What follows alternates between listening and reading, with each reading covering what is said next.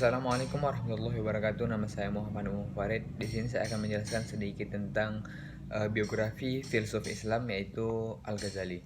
Al-Ghazali lahir pada 450 Hijriah atau sama dengan Maret 1058 hingga Februari 1059 Masehi dengan nama asli Abu Hamid Ibn Muhammad Al-Ghazali atau disebut juga Al-Ghazal oleh orang Barat. Ia adalah seorang tokoh muslim, ahli hukum, dan tokoh filsuf. Al-Ghazali lahir di kota Ghazalatus, provinsi Husan, Republik Islam Iran. Dia adalah keturunan Persia asli. Orang tuanya sangat gemar mempelajari ilmu tasawuf. Menurut catatan biografi, dilansir dari Famous Philosophers, ayah Al-Ghazali meninggal di tengah kemiskinan yang parah. Sang ayah menitipkan Al-Ghazali dan adik laki-lakinya Ahmad kepada seorang sufi, dan Al-Ghazali menerima ilmu hukum Islam dari seorang guru lokal yang bernama Ahmad Al-Radhakani, dan Al-Ghazali kemudian juga berguru kepada Al-Juwaini di Nasabur tentang hukum Islam dan teologi. Dia berguru hingga menjemput Al-Juwaini. Setelah itu, Al-Ghazali pun kemudian bergabung menjadi pemimpin agama di Istana Nizam Al-Mulk, yang saat itu menjadi wazir atau setara dengan Perdana Menteri dari Sultan Suljuk di Isfahan pada tahun 1085 Masehi. Atas dedikasinya, dia mendapatkan gelar sebagai kecemerlang agama dan mulia di antara para pemimpin agama. Pada tahun 1091 Masehi, Nizam Al-Mulk mempromosikan Al-Ghazali menjadi seorang guru besar madrasah Nizam di Baghdad. Namun 4 tahun kemudian, pada tahun 1095 Masehi, Al-Ghazali mengalami krisis spiritual. Lalu ia meninggalkan karirnya di Baghdad untuk pergi berziarah ke Mekah, dan ia menghabiskan beberapa waktunya di Damaskus dan Yerusalem. Dalam perjalanannya menuju Mekah dan Madinah pada tahun 1096 Masehi. Pada tahun 1096 juga, Al-Ghazali kembali ke Tus menghabiskan beberapa tahun berikutnya dalam pengasingan. Dia tidak mengikuti ajaran yang disokong oleh negara. Namun Al-Ghazali tetap menerbitkan karyanya, menerima tamu, serta mengajar di madrasah swasta dan biara sufi yang dibangunnya. Pada tahun 1104,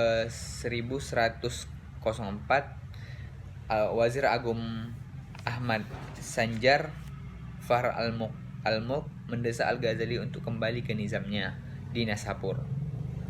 Awalnya ia bersikeras menolak, tetapi akhirnya ia menerimanya pada tahun 1106 Masehi. Selama hidupnya, ia menulis lebih dari 70 buku sains, filsafat Islam, dan juga tasawuf. Al-Ghazali menerbitkan bukunya The Incoherence of Philosophers yang ditandai sebagai titik balik epistemologi Islam. Pandangan skeptisnya membuat Al-Ghazali membuat keyakinan bahwa semua peristiwa yang interaksi bukanlah produk dari konjungsi material, melainkan kehendak Tuhan yang hadir dengan langsung. Karya Al-Ghazali lainnya yang paling terkenal adalah Ulum al-Din atau kebangkitan ilmu agama. Karyanya tersebut hampir mencangkup semua bidang ilmu Islam, yang termasuk jurisprudensi Islam, teologi, dan tasawuf.